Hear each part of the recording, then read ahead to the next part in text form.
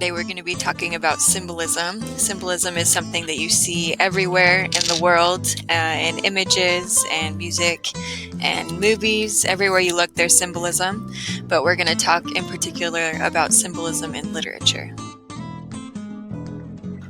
So symbolism is just when something represents something else. In particular, it's when concrete things or things that you can see represent abstract ideas. Just about anything can be a symbol, but typically in literature, symbols are things that you would be able to see. And these things represent or symbolize abstract ideas like life, time, or death. So these are things that you can think about, but you can't typically see them. We're going to go over just a few examples. This is a very common symbol, and I'm sure all of you know what it represents. Money. So symbols are used in everyday life, including on signs, and a lot of them are internationally known, so they work no matter what country you're in. I'm sure you've also seen this symbol before. Emojis are increasingly popular symbols, and they can represent more complex ideas than something like the money sign. So the winky emoji could just mean I'm joking, or it could mean I'm flirting. Here is a symbol that's been around for a really long time. It typically represents justice, but symbols don't always have to represent just one common thing.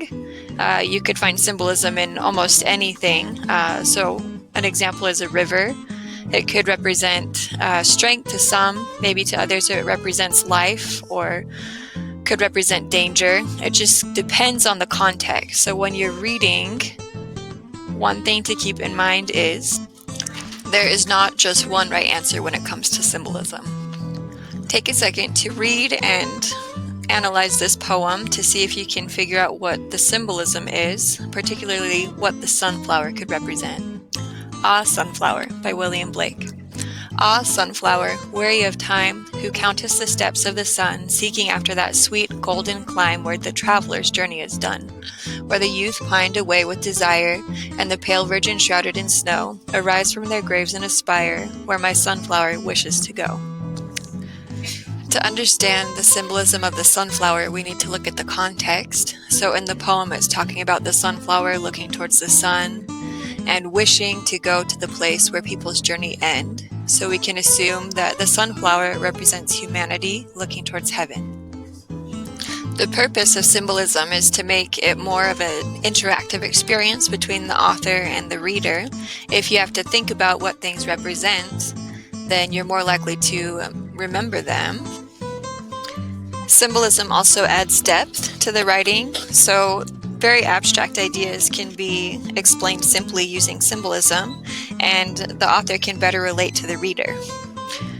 So just to reiterate, symbolism is when something, usually visible, represents something that is abstract, that you can't see. And the purpose of symbolism is to add depth and to make the reader think more about what they're reading. My name is Larissa Coe. Thanks for watching.